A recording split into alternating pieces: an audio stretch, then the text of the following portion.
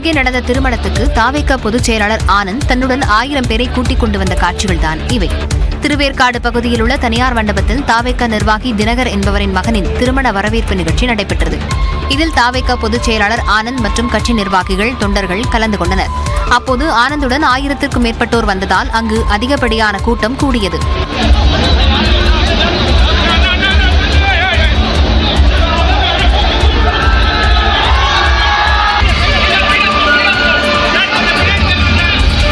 ஆனந்துடன் புகைப்படம் எடுத்துக் கொள்ள தாவேகாவினர் முண்டியடித்துக் கொண்டதால் தள்ளுமுள்ளி ஏற்பட்டது.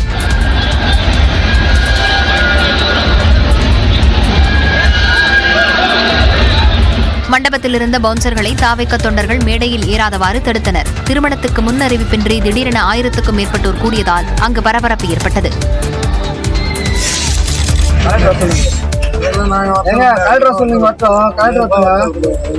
சார் சர்வே எடுக்கக்கூடாது, எங்க நிலத்தை எடுக்கக்கூடாது, சர்வே எடுக்கக்கூடாது, எங்க நிலத்தை சர்வே நீங்க எடுக்கக்கூடாது, எடுக்கக்கூடாது, கிளம்புங்க. எங்க நிலத்தை சர்வே எடுக்கக்கூடாது. அது எப்படி நீங்க உங்களுக்கு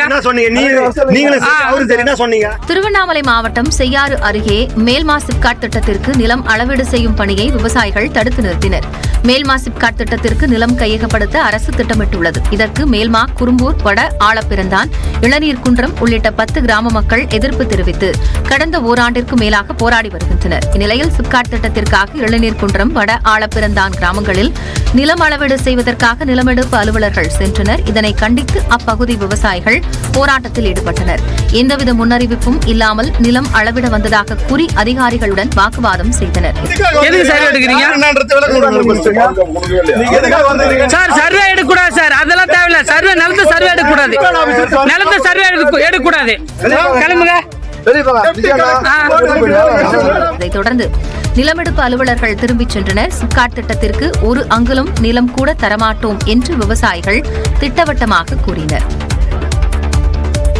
தமிழ்நாட்டில் முதல் முறையாக பார்வை மாற்றுத்திறன் மாணவர் கணினி உதவியுடன் 12ஆம் வகுப்பு பொதுத் தேர்வு எழுத உள்ளார்.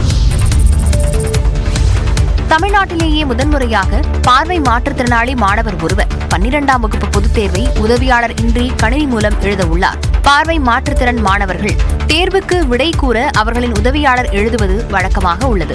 சென்னை அடுத்த பூந்தமல்லியில் பார்வை மாற்றுத்திறனாளிகளுக்கான அரசு மேல்நிலைப் பள்ளியில் இந்த ஆண்டு 18 மாணவர்கள் 12ஆம் வகுப்பு தேர்வை எழுத உள்ள நிலையில் ஆனந்த் என்ற மாணவர் கணினி மூலம் தேர்வெழுத பயிற்சி பெற்றுள்ளார்.